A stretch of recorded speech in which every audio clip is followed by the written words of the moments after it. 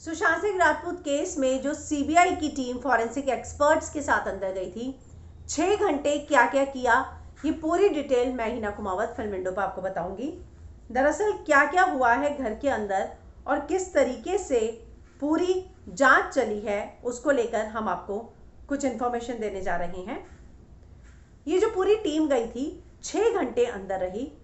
2:29 पर, जी हाँ, 2:29 पर यह टीम पहुंची थी और सीबीआई के साथ यहाँ सुशांत के फ्लैट में रहने वाले सिद्धार्थ पिठानी, कुक नीरज भी मौजूद थे और दीपेश सावंत भी।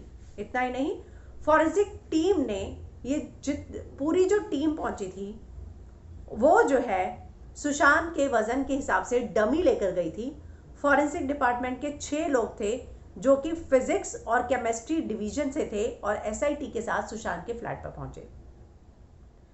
उन्होंने सुशांत के फ्लैट की फोटो खींची, वीडियोग्राफी की। साथ ही सीबीआई ने सुशांत के परिवार के कत्ल के आरोप के आधार पर फ्लैट में कई सुराग तलाशे, डमी टेस्ट किया।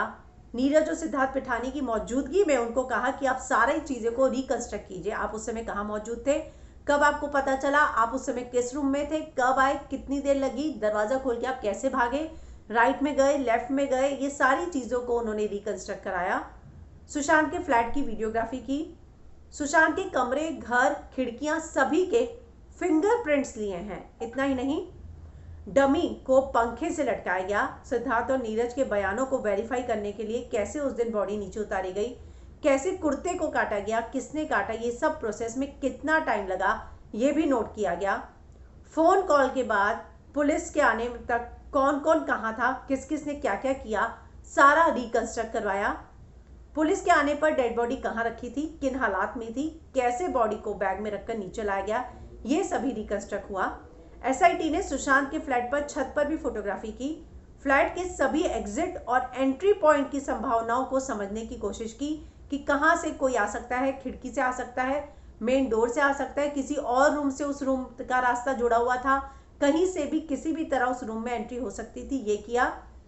13 जून को सुशांत के घर पर सारी लाइट ऑफ थी, स्विच ऑफ हो चुकी थी, उसको भी जो है उन्होंने तलाशा और पड़ोसियों से बात भी की।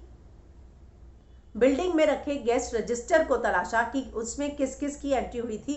24 घंटे की सारी एंट्री देखी थी, लेकिन मैं आपको बता दूं की मेकर ने बताया था कि उस समय मौजूद नहीं था वॉचमैन।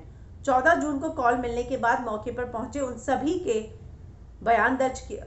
उन्होंने जांच की रजिस्टर में कि कौन कौन था। करीब 5 बजे की तफ्तीश के बाद 5 घंटे की वो लोग निकले हैं थोड़ी देर पहले।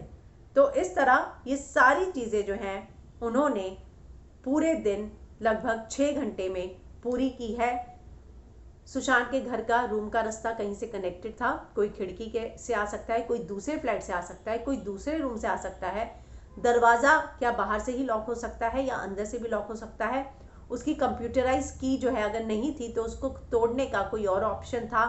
सभी लोग कहाँ थे, कहाँ कहाँ मौजूद थे, अगर अंदर से सुशांत ने आवाज़ दी होगी तो क्या बाहर सुनाई दी होगी, अगर दरवाज़ा बंद रहा तो कहाँ तक आवाज़ अंदर की आ सकती है।